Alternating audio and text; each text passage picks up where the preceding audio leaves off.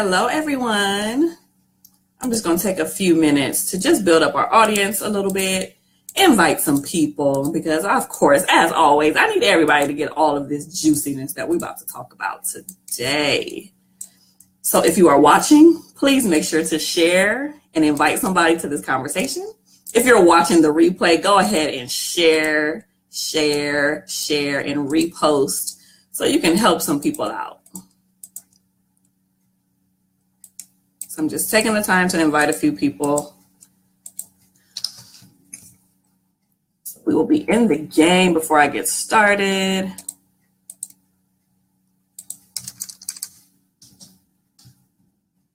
Of course, Facebook is always a little slow.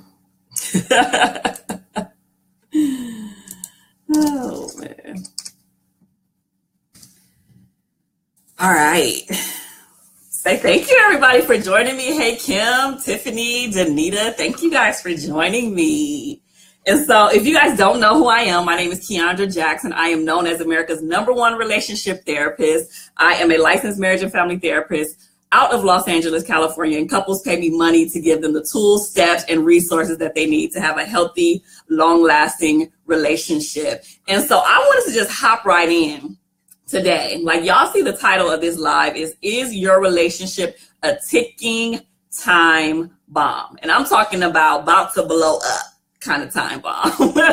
So y'all see in the caption, y'all probably like, why is she spelling ticking like that and put the TIC in capital letters? But there's a reason why I did that, because TIC is an acronym for the 3 things that I find most that couples struggle with when they come to me. So whether they're married or not, whether they're, said I do or not, they can just be in a long-term relationship or whatever the case may be, these are the issues that they struggle with. And so the first one, and we're going to dive into each of these real quick. So definitely click the share button so we can invite some folks and build up this audience a little bit.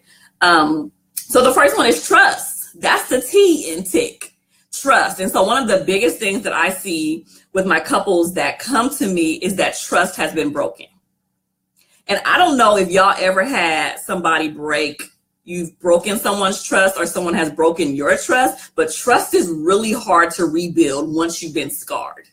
And so I feel like that's one of the biggest things that people struggle with, because it takes a lot of rebuilding to go forth, right? So trust, in a sense, when people be like, oh, he broke my trust or she broke my trust, they always think of an offense, right? And so a lot of times that offense might be, cheating or whatever that looks like for your relationship, but it's not always the big stuff that defies people's trust. It's also the little stuff. People forget that incrementally over time, you can do things to minimize the trust that your partner has for you. And so it doesn't be like, oh, he cheated or, oh, she cheated, now I don't trust them. It can be, dude, you're not keeping your word. Every time you say you're going to do something, you don't do it. Yeah, I don't trust you. That's what that is. So trust is a huge component. Thank you so much for Norman for joining me. Trust is a huge component, and you have to make sure that you stay on top of trust. Next one is what? Infidelity, of course, right? That's another huge one why people come to see me, because someone has broken the other person's trust in the relationship and has stepped out of that relationship, whether it's marriage or not. And so that looks very differently for multiple people, because there's boundaries and lines for each person's relationship, right? So there's some people who there was infidelity or cheating in their relationship and they decide to stay and know that that's something that they can work on. And then there's other couples that I've worked with that's like, oh no, he was emotionally cheating or she was emotionally cheating, and that's enough for me to walk away. So knowing in your relationship that infidelity, you have to build an affair-proof relationship. I'm gonna say that again. Hey, Renelle, you have to build a affair-proof relationship. And y'all probably like, how do you do that, Keandra? Guess what? I'm a school y'all. I'm a school up y'all on what y'all need to do, because there's so many relationships out there that are being broken.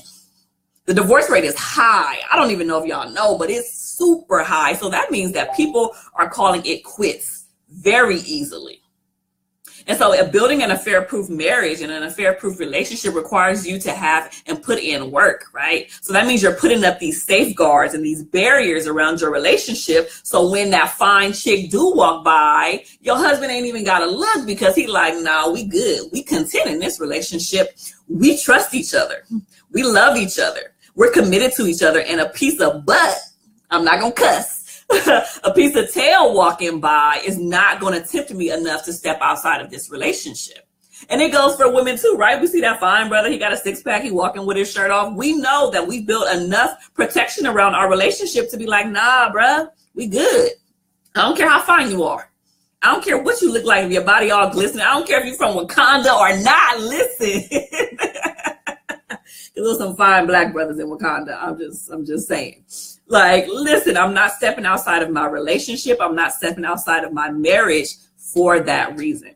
So making sure you build an affair-proof relationship. And the last one is communication. Y'all know I'm huge, and I mean huge on communication, because that's one of the biggest things that people don't even realize is impacting their relationship. I personally feel that all of these other issues, trust, infidelity, intimacy issues, all of those start with communication. Like, if you're not talking about it, how can you fix something? Like, nobody's a mind reader. So we need to get better at understanding effective two-way communication is important in a relationship. Like, you need to learn how to communicate. You need to learn how to verbalize what's going on in here.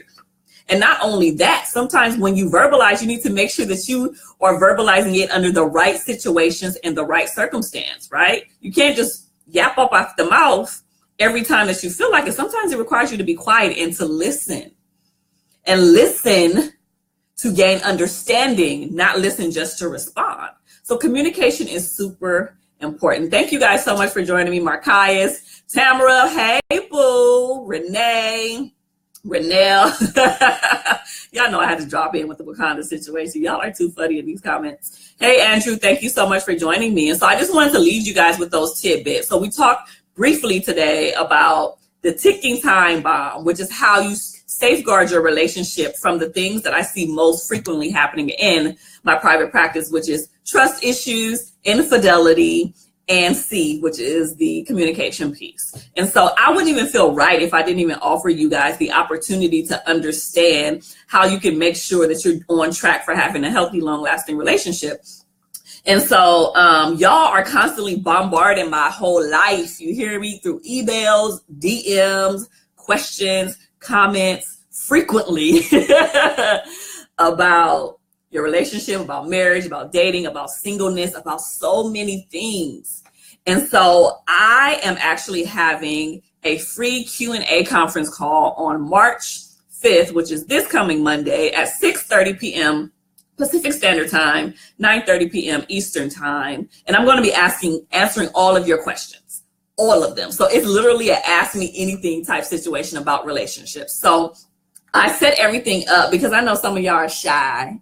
Y'all so shy. Y'all don't like asking y'all questions in public. Y'all don't want people to know y'all business, all of that. So I set it up where it's anonymous. So I'm going to go ahead and type in the link to the comments once I hop off of here so you guys can register for that. And literally the people who know about this are already popping in their questions, and it's about to be lit, y'all. Like, these questions that are coming in are real. So I can't wait to answer them. People are like, how frequently should I be having sex? Like, am I the only person that does not do oral sex? Yes, these are the questions that's coming in that I will be answering. What do I do when I don't want to have oral sex or do oral sex? What is love? What is healthy relationships? What happens or what should I do when the same things and the same patterns keep existing in my relationship? Like, these are the questions that we're going to be going over in this Q&A conference call. So make sure that you register. Make sure that you are sharing this, telling a friend. If the divorce rate is super high, if relationships and people are breaking up over some of the most ridiculous things, then that probably means that we need to get it together in this area. And being that I love doing what I do, I want to be able to help you guys. So I'm going to get off of here, but I'm going to hop in. I'm going to type in the link where you guys can actually register, enter your questions, and then you will get all of the call-in information, the access number, the conference call number. And I want you guys to join me on March 5th for my Ask Me Anything About Relationships free Q&A conference call, and it's completely free. There's no gimmicks, there's no nothing. I just want to be of service to you all and answer the questions that you guys are constantly bombarding me with. So I love everything about relationships, and I want you guys to have healthy, long-lasting relationships. I don't want all of these relationships to end so quickly as they often do. So make sure that your relationship is not on a ticking time bomb level. T is in trust, I is in infidelity, and C as in communication. And hop on my conference call that I'm going to be having on Monday, and I'll see y'all soon. Have a good one.